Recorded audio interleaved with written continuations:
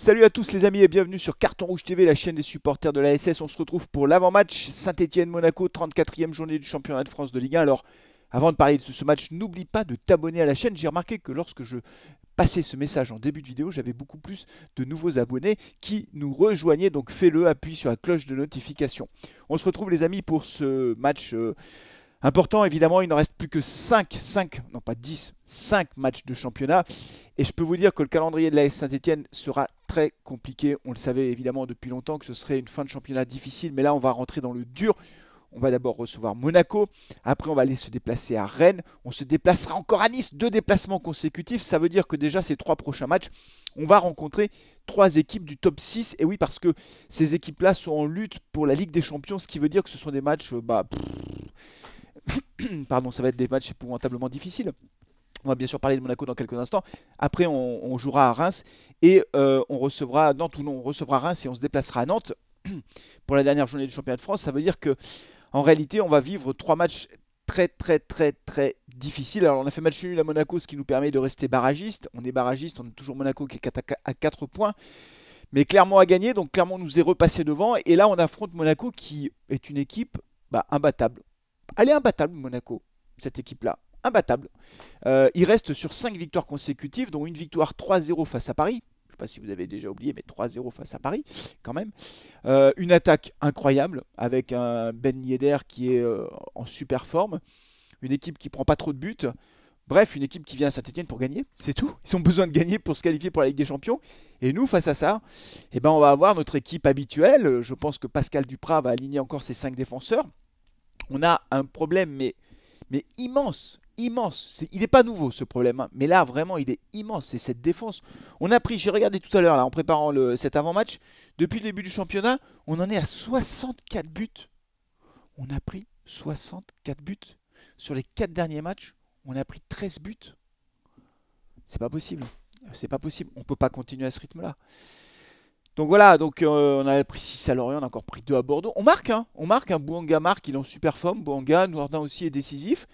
Mais même en marquant 2 buts par match, ça suffit pas toujours pour gagner. Ça suffit face à Brest, mais c'est tout.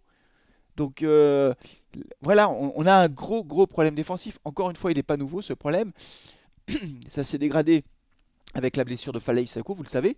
Falaï Sako qui a repris un petit peu l'entraînement, il ne sera pas prêt évidemment pour ce match. Mais voilà, on a un très gros problème. Alors là, Pascal Duprat va pouvoir compter quasiment sur tout son effectif. Seul Crivelli, Mouefek seront absents, et puis bien sûr Falaï Sako.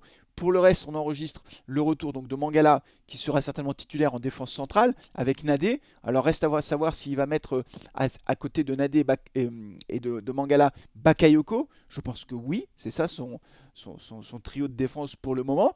Est-ce que Ivan Masson va démarrer?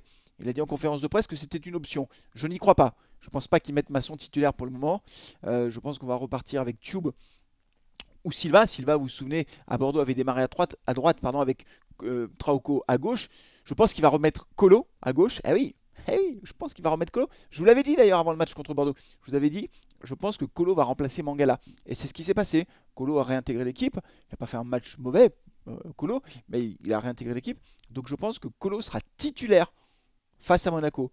Donc mon pari, c'est Colo, Nadé, Mangala, Bakayoko, Tube. Milieu de terrain, c'est facile. Gourna, Camara, ça ne change pas. Avec Boudbouz. Et devant, il y aura Bouanga et Nordin. A noter parmi les bonnes nouvelles, le retour dans le groupe de Romain Amouma. Ça, c'est une excellente nouvelle. Il va pouvoir finir le championnat. J'espère qu'il ne va pas se blesser au bout de 5 minutes de jeu. Mais c'est vrai que le retour de Romain Amouma est très positif. Je ne pense pas qu'il fasse démarrer Amouma. Vous le savez, vous l'avez vu quand il était revenu, Romain Amouma, il rentrait en jeu à chaque fois. Pascal Duprat ne l'a jamais aligné dès le départ. Donc là, ce sera à mon avis aussi le cas. Il faut s'attendre peut-être à voir Romain Amouma rentrer en cours de match. En tout état de cause, la clé de ce match, à mes yeux, c'est la défense. Éviter de prendre des buts, mais ce sera très difficile parce que Monaco, encore une fois, c'est une équipe qui marque beaucoup de buts. Elle en est à 51 buts marqués depuis le début du championnat. Et surtout, encore une fois, Wissam Ben Yedder qui est extrêmement en forme. Donc ce sera un match très difficile. Et après, il faudra aller se déplacer à Rennes. Et puis après, se déplacer à Nice. Enfin, vous voyez, le calendrier va être terrible. L'heure de vérité est là. Ça y est, on y est. C'est l'heure de vérité.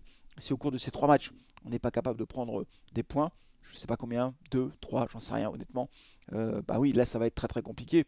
Mon espoir, c'est qu'on réussisse quand même, à l'issue de ces 3 matchs, à rester barragiste, en position de barragiste. C'est-à-dire que l'idée, ce serait d'aborder l'avant-dernier match et le dernier match face à Reims et Nantes en étant barragiste, parce que ces deux équipes, Reims et Nantes, n'ont plus rien à jouer en championnat, elles ne peuvent pas jouer la Coupe d'Europe et elles ne peuvent plus descendre non plus. Donc on peut imaginer qu'il y aura peut-être un peu de relâchement du côté de ces équipes-là sur les deux derniers matchs. On peut l'espérer, mais c'est pas sûr.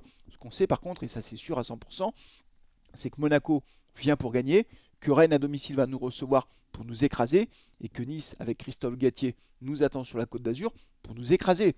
Et ce que l'on sait, c'est qu'avec la défense que l'on a, ces trois matchs, honnêtement, vont être très difficiles. Donc c'est l'heure de vérité, les amis. Voilà, c'est comme ça que je le vois. L'heure de vérité approche. On saura à l'issue de ces trois matchs si oui ou non la Saint-Etienne reste en Ligue 1, à mon avis. C'est là que ça va se jouer. Alors, nous, on se retrouvera bien sûr en direct samedi pour pouvoir vivre ce match ensemble. A noter que lors du dernier match, on a battu notre record de viewers en direct. On a atteint 1300 personnes en direct. Franchement, ça fait super plaisir. On a pété le compteur des likes. On était quasiment à 1100 likes. Donc merci beaucoup à toutes et tous. On se retrouvera donc pour vivre ensemble ce match avec, je l'espère, un stade plein. Il y aura les 30 ans des Magic, pas des Magic, pardon, des Green. Donc ça aussi, ils vont fêter leurs 30 ans. J'espère que ça va mettre beaucoup d'ambiance dans le stade et que le public va pouvoir porter son équipe et qu'on aura entre 25 et 30 000 personnes. En tout cas, c'est le vœu que je formule. C'est vrai que les matchs qui ont lieu le samedi soir, c'est quand même plus facile pour les supporters qui viennent de loin. Et on le sait, la Saint-Etienne a beaucoup de supporters aux quatre coins de la France. Et quand le match a lieu le dimanche soir, c'est compliqué pour les gens de venir au stade et de rentrer chez eux dans la nuit de dimanche à lundi, parce que lundi, tout le monde bosse. Le match du samedi soir, c'est plutôt une bonne formule pour nous. En tout cas, j'espère qu'il y aura beaucoup de monde dans le stade.